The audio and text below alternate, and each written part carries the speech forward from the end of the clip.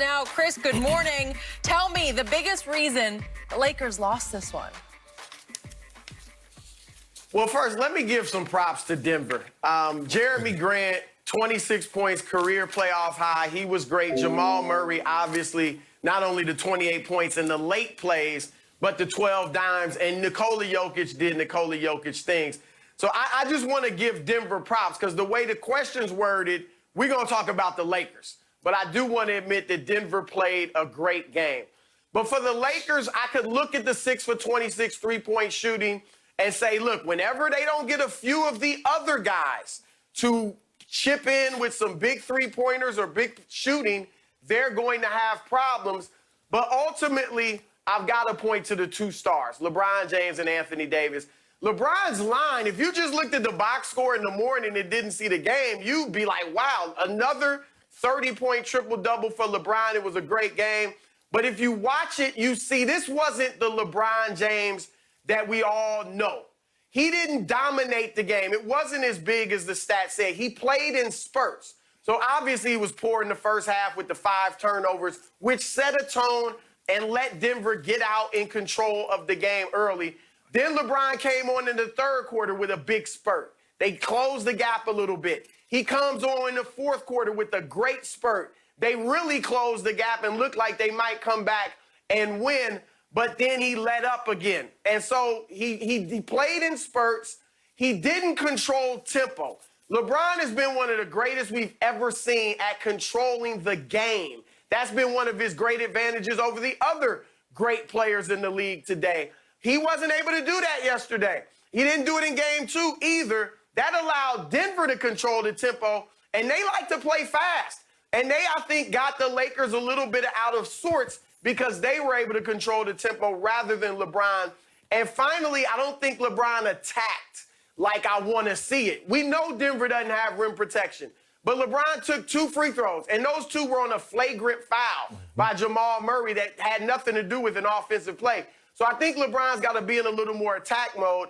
And then the other star, a guy that some people now are saying is really the Lakers MVP. I disagree wholeheartedly with that.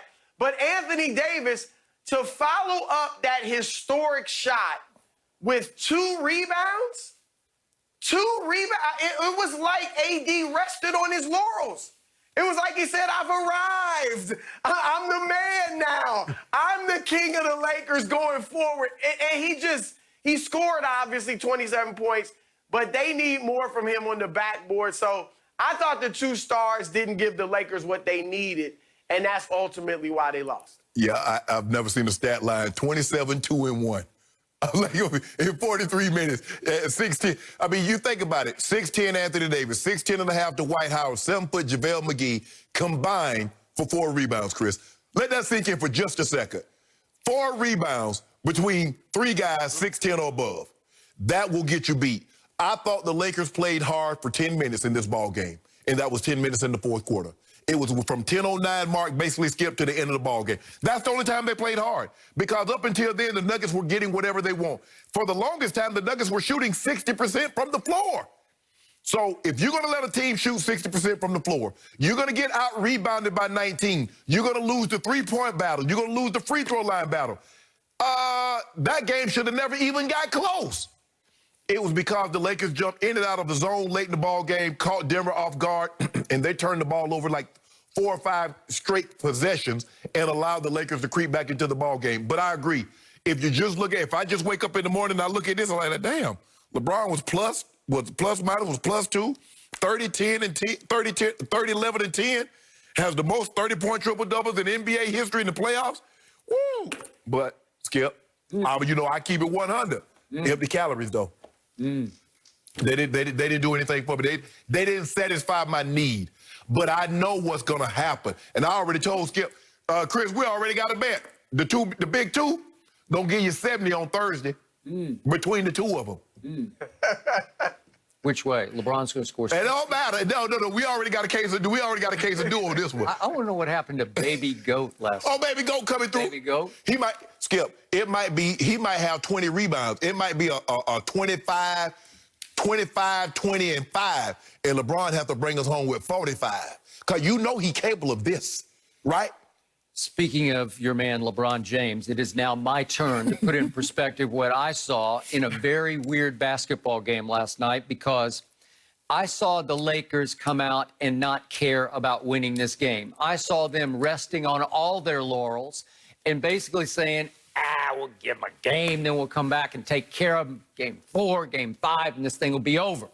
But they needed to kind of rest up in game 3, and they didn't really care, it appeared. And then something really crazy weird happened. All of a sudden, the Lakers fell behind by 20 points with 10:36 left in this game. They're down 20, and LeBron said, okay, that's enough of that. And LeBron looked goatish for the next 5 minutes of the game, and then all of a sudden, he looked nope-ish. Like, nope, I don't have that much. I just emptied my tank. So what happened? LeBron finally made a big 3, and this is when they were desperately out of it. It was 10:05 left, and he made a 3, and I thought, that's interesting, but that's not going to get him there.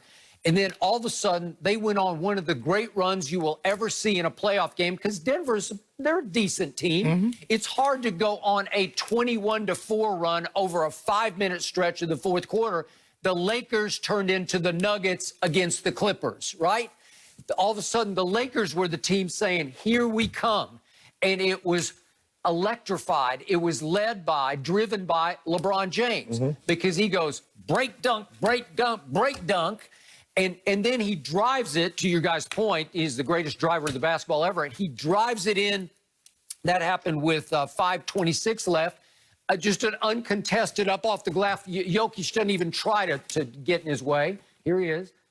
LeBron just says, okay, I got Jokic. I got this. Jokic, you're done. And he just lays it up, okay? And all of a sudden, it's a 3-point game. And next up, LeBron, here we go again on Jokic. And LeBron says, I got you. I was feeling good here, too. And then he has a step-back 3. This is to tie the game. And he misses it way left. Okay, so look. If he makes that shot, you're going to win that game. I promise you, it would be psychologically devastating to the Nuggets to say, we just blew a 20-point lead and the King just made a 3 to tie. And what? So at that point, Skip, then he'd hit that right there. So like 6 minutes, we blew a 20-point lead in 6 minutes. And then a minute or so later, with 3:05 left, 3:05, LeBron has a shot in the lane that is his gimme shot. He creates space. He's got a little step back, fall away. It's just a little jump shot in the lane. This is going to cut it to 2, and I'm still thinking the Lakers got this.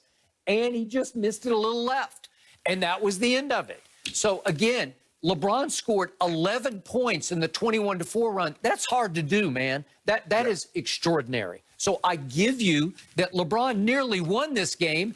Then for whatever, maybe he got a little winded. He didn't have the legs on the shot. He's not been hot from 3 of late.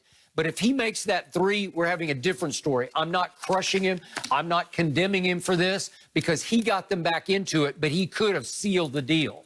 Well, Chris, I think you can agree with this. You can't let Jeremy Grant and Morris combine for 40 points. If you let that happen and their 2 superstars do what they do, you're probably going to lose the game, because we can't get that. I mean, if you look at our third guy, whoever that might be.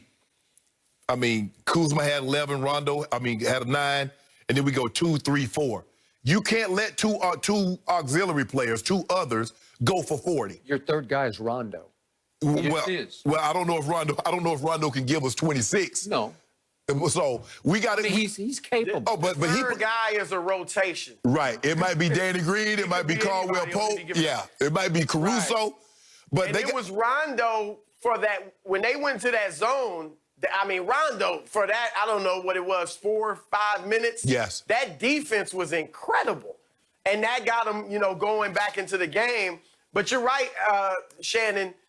We said it. If they don't get none of the other guys really stepped up. Rondo was good in spurts. Kuzma's okay in spurts. None of them really stepped up and gave them what they needed, and that's consistent shooting. Just 2 of the guys, KCP, Danny Green, Morris, 2 of them need to hit threes consistently for the Lakers to be at their best, and nobody stepped up and did that last night. all I got to say is Shannon Sharp should be horrified by the fact that somehow the Nuggets hung on and won this game while your man Joker took one shot in the fourth quarter and missed it and scored 0 points. But Skip, look at AD. AD didn't take a shot after the last 7 minutes of the ball game. Right. Well, at least he scored in the fourth quarter. Yeah, but LeBron was doing that work. We needed, once LeBron cooled off, we need AD to pick it back up. But that's okay. Hey, that's okay. And look, Jokic. guys, we see it all the time. We see it all the time where a team rallies from a big deficit, but then you're gassed. You can spin up. Yeah. And that very well may have happened. I mean, Denver was playing up-tempo the whole game already. So I think them, the Lakers, I think it took a little bit out of them getting back into that game, and then they didn't have much left at the end. Lakers in 6. Lakers in 6? Yesterday you said it was going to be a sweep. No, I didn't say no sweep. No. You tried to get me to go sweep. Lakers in 6. Okay, all right, Chris, we appreciate you joining the Lakers in conversation 6. here. We're not done talking about it, so keep that thought, guys. How concerned should the Lakers be about actually losing